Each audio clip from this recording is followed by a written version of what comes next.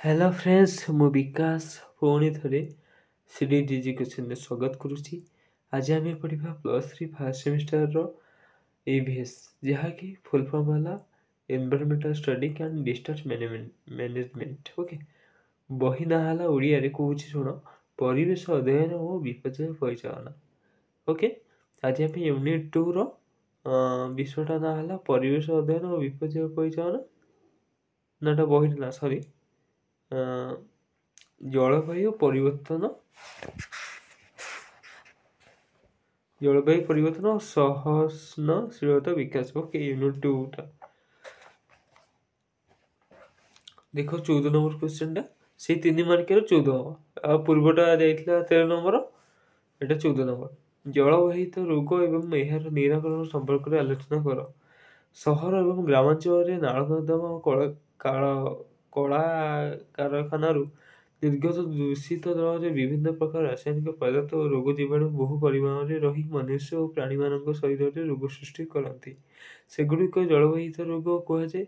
जलवाहित रोग को साधारणतः 2 भाग में विभक्त कर जैविक खरे रासायनिक। ओके, जैविक जलज रोग दूषित जल जीवाणु भूताणु आदि प्राणी परजीवी और नेली इत्यादि द्वारा होता है।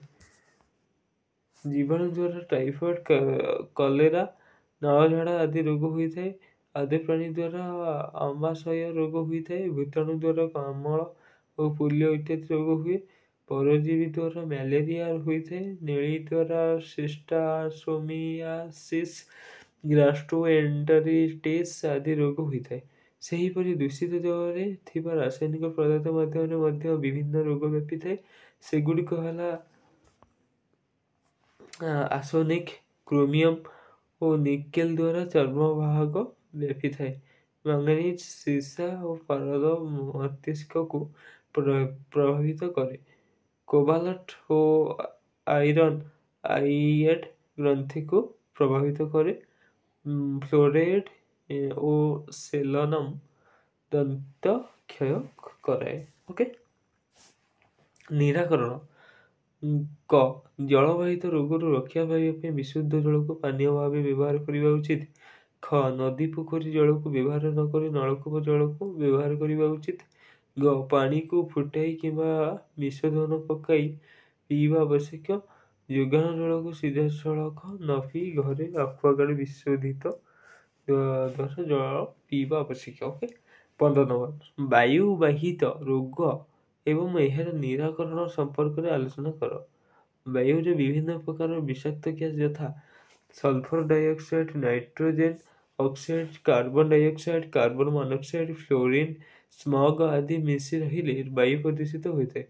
वायु प्रदूषण हेबा विभिन्न प्रकार रोग व्यापी थाए। सेगुड़िक है श्वास रोग जक्ष्मा धईकाश बसंत मिलमिला और अन्य श्वास रोग दूषित गुड़िकड़ा द्वारा व्यापे।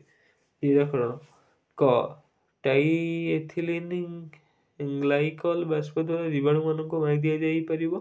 ख कल कारखाना और शिल्पानुष्ठान मानकरे अधिक अधिक उच्च विशिष्ट गैस निष्कासन पाई व्यवहार कर उचित। ग जानवाहन प्रदूषण विहीन मेसीन लगाइबा आवश्यक। घ कल कारखाना गुड़िक विषाक्त गैस गुड़िक सीधा सड़क वायुमंडल को न छाड़ी प्रक्रियाकरण करी पुनः व्यवहार करने उचित। अधिक अधिक वृक्षारोपण करने उचित। ओके, ये सागर भिडियो मोर सरी नेक्स्ट भिडियो में आउ कि 3 मार्क आलोचना कर। भिडियोटी सर्ट को ये कि तुम पढ़ाई इच्छुक रही नेक्स्ट पार्ट आउ कि आंसर हो जाए। ओके, जदि तुम भूल थे मत क्षमा करदेव। ओके, जय जगन्नाथ।